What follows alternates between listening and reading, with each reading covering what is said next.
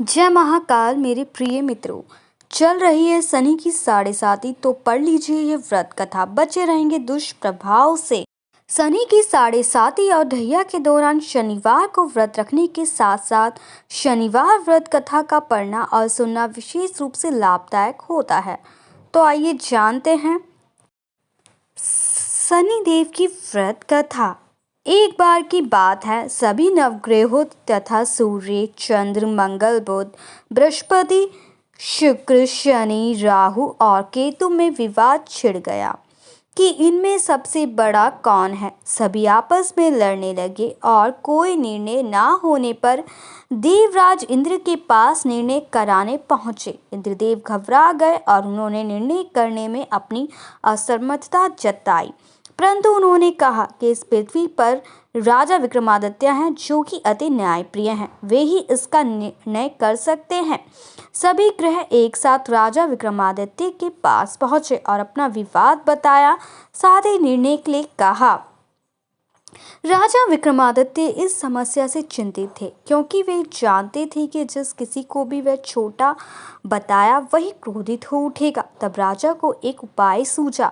उन्होंने स्वर्ण, रजत, कांस्य, पीतल, सीसा, रागा, जस्ता, अभ्रक और लोहे से 9 सिंहासन बनवाए और उन्हें इसी क्रम में रख दिया। फिर उन सब से निवेदन किया कि आप सभी अपने अपने सिंहासन पर स्थान ग्रहण करें। जो भी अंतिम सिंहासन पर बैठेगा वही सबसे छोटा होगा।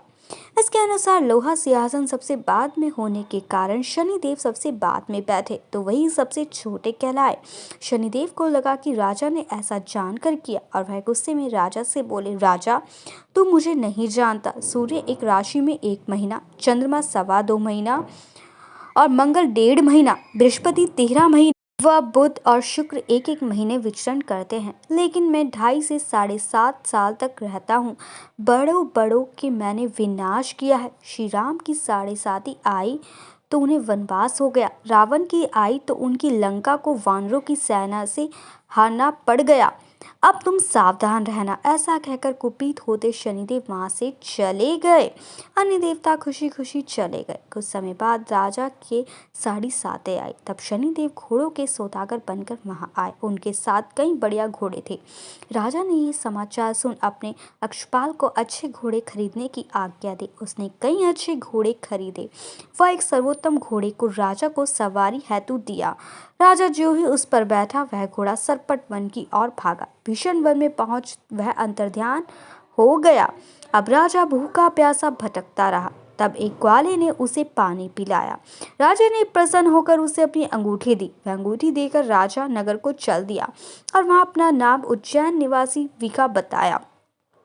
वहां एक सेठ की दुकान में उसने जल इत्यादि और कुछ देर आराम किया। भाग्यवश उस दिन सेठ की खूब बिक्री हुई। सेठ उसे खाना इत्यादि कराने खुश होकर अपने साथ घर ले गया। वहां उसने एक खूंटी पर देखा कि एक हार टंगा है जिसे खूंटी निकल रही थी। थोड़ी देर में पूरा हार गायब था। तब सेठ ने आने पर देखा कि हार गायब है। सेठ ने समझा कि विका ने ही उसे चुराया है। उसने विका को कोतवाल के पास पकड़वा दिया। फिर उस नगर के राजा ने भी विका को चोर समझ उसके हाथ पैर कटवा दिए और नगर के बाहर फेंकवा दिया। वहां से एक तेली निकल रहा था जिसे दया आई और उसने विका को अपनी गाड़ी में बैठाया। वह अपनी जीप से बैलों को हाँकने लगा। उस समय राजा की शनि दशा समाप्त हो गई। वर्षा ऋतु आने पर राजा मल्हार गाने लगा। राजा जिस नगर में था वहां की राजकुमारी मनभावनी को उसका गाना इतना पसंद आया कि उसने मन ही मन प्रण कर लिया कि वह उस राग गाने वाले से ही विवाह करेगी। राजकुमारी ने दासी को राग गाने वाले को ढूंढने भेजा। दासी ने बताया कि वह एक चौरंगिया है, परंतु राजकुमारी ना मानी। अगले ही दिन से उठते ही वह अनशन पर बैठ गई कि विवाह करेगी तो उसी से करेगी। बहुत समझाने पर भी जब राजकुमारी नहीं मानी तो राजा ने उस तेली को बुला भेजा और विवाह की तैयारी करने को कहा। फिर उसका विवाह राजकुमारी से हो गया। तब एक दिन सोते हुए सपने में शनिदेव ने राजा से कहा, राजन देखा तुमने मुझे छोटा बताकर कितना दुख झेला है। तब राजा ने उनसे क्षमा मांगी और प्रार्थना करते हुए कहा कि हे शनिदेव, जैसा दुख मुझे दिया है किसी और को ना दे। शनिदेव मान गए और कहा कि जो मेरी कथा और व्रत कहेगा उसे मेरी दशा में कोई दुख नहीं होगा। जो भी व्यक्ति रोज मेरा ध्यान करेगा और चींटियों को आटा डालेगा उसकी सभी मनोकामनाएं पूर्ण होगी। और शनिदेव ने राजा को हाथ पैर वापस कर दिए। प्रातः आँख खुलने पर राजकुमारी ने देखा तो वह आश्चर्यचकित हुआ। विका ने उसे बताया कि वह उज्जैन का राजा विक्रमादित्य है। सभी अत्यंत प्रसन्न हुए। सेठ ने जब सुना तो वह राजा के पैरों पर गिरकर क्षमा मांगने लगा। राजा ने कहा कि वह तो शनिदेव का क्रोध था, इसमें किसी का कोई दोष नहीं। सेठ ने फिर भी निवेदन किया कि मुझे शांति तभी मिलेगी जब मेरे घर चलकर भोजन करेंगे। सेठ ने अपने घर नाना प्रकार के व्यंजनों से राजा का सत्कार किया। साथ ही सबने देखा कि जो खूंटी हार निकल गई थी वही उससे अगले उगल रही थी। सेठ ने अनेक मोहरे देकर राजा का धन्यवाद किया। सेठ ने राजा से अपनी कन्या शिंकवरी से विवाह करने का निवेदन किया। राजा ने संघर्ष स्वीकार कर लिया। कुछ समय बाद राजा अपनी दोनों रानियों मनभावनी और श्री कंवरी को सभी उपहार सहित लेकर उज्जैन नगरी को चले।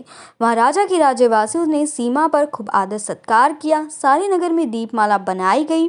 राजा ने घोषणा की कि मैंने शनिदेव को सबसे छोटा बताया था, जबकि असल में वही सर्वोपरि है। तब से सारे राज्य में शनिदेव की पूजा और कथा नियमित होने लगी। सारी प्रजा खुशी और आनंद के साथ जीवन बिताने लगी। जो कोई भी शनिदेव की कथा सुनता या पढ़ता है उसके सारे दुख दूर हो जाते हैं। व्रत के दिन इस कथा को अवश्य पढ़ना चाहिए। महाकाल मेरे प्रिय